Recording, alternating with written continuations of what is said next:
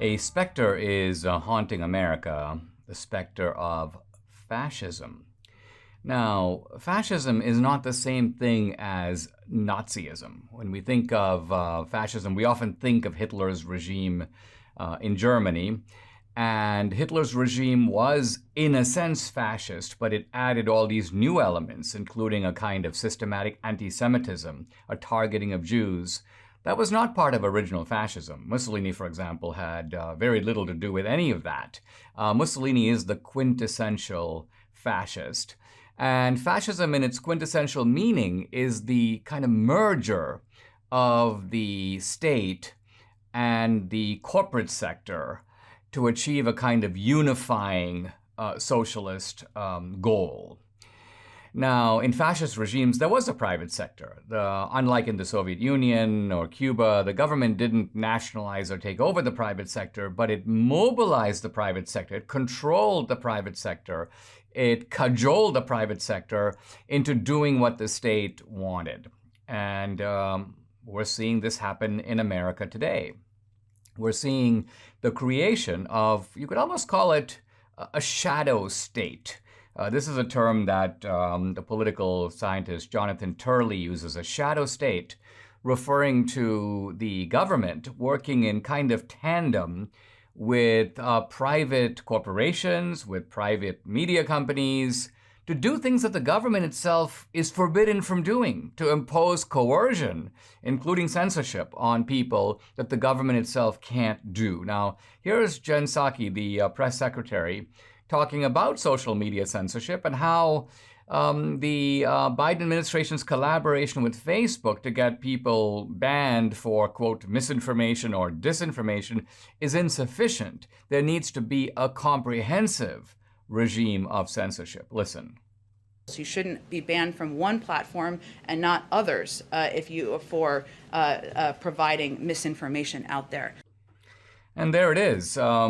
They want you to become, in a sense, a non-person. You have a point of view, and you can maybe tell your neighbor about it, but you have no way to express it. Now, on COVID, which is becoming the pretext for the Biden administration to do this, they're also recruiting corporations to impose not just mask requirements, but forced vaccines. And there are all kinds of ways that they can do this. Here is, by the way, the head of Morgan Stanley. And he basically says, look, we've been allowing people to stay home and work from home. And but now we're going to require that if you come into work, you're vaccinated. And if you're not vaccinated, well, you can stay and work from home. But he says you're not going to be paid, quote, New York rates. He goes, you can't live in Colorado and receive New York rates. So in other words, you're going to be paid less if you're not vaccinated. You can still work for the company, but you're going to pay a penalty for doing it. The CNN medical analyst Leanna Wen was recently talking about how society should, quote, make it hard for people to remain unvaccinated. So she's talking about things like denying people access to travel, or to maybe eat in certain restaurants, or go to movie houses, schools. So you can see here how the plan here is for the government to enlist, you may almost call it the private institutions of society, the nonprofit sector, the corporate sector, and then the media sector, to collaboratively pursue this regime of coercion. Now, on the social media front and on the digital media front, it becomes even more worrisome, because you have to remember that it's one thing for a corporation to say you have to be vaccinated. It's kind of difficult to get all corporations to say the same thing. But with the digital media companies, well, there's only a handful of them. And they are, by and large, already working in close tandem with the Biden administration. So remember that these are not ordinary businesses. They were created as neutral platforms of communication between people. They were given special immunity from lawsuits on that basis. And yet, these corporations, having established virtual monopolies, are now essentially rigging the democratic process. On not just, by the way, on COVID, but on climate change, on gender identity, on election fraud. Public health is only one of the issues.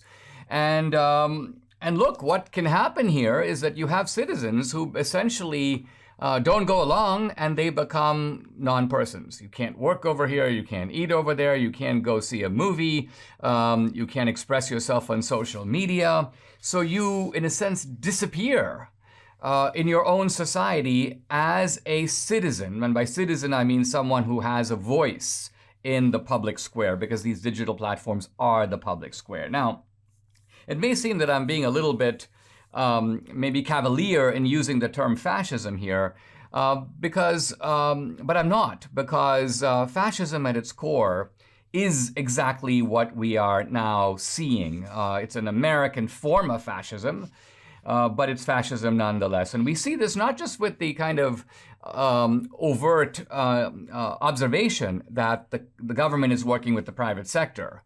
But if we look at one of the key thinkers of fascism, Giovanni Gentile, this is the guy, by the way, whom Mussolini ordained as the sort of prophet of fascism. And he was a member of parliament in Italy. Essentially, Gentile contrasts two types of democracy. The first one, he says, is the democracy in which it's a democracy of individuals. These individuals come together and form a society, and the point of the society, the purpose of it, is to protect the rights of those individuals. But Gentile goes, that's not what we're after. We are after a different conception of society in which the state comes first. The collective comes first. Society precedes the individual. Society forms the individual, and the individual is always beholden to society. And then what, says Gentile, is the kind of captain of society? Who is piloting the ship? Answer, it's the state. So the state becomes the sole authentic representative of society, and the state is therefore justified in recruiting the institutions of society to become its deputies in carrying out its mission, its educational mission.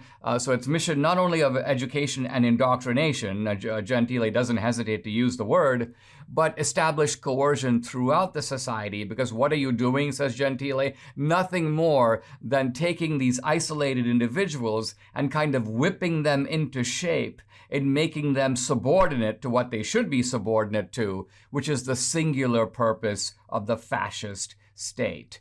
Now, interestingly, if I were to just describe this, not saying fascism, not mentioning Gentile, to a group of people in the Biden administration, they'd probably be nodding their heads vigorously. Yeah, this is awesome, Dinesh. Where did you come up with this? Who thought of this stuff? This stuff is really the kind of silent spirit that informs what we're doing.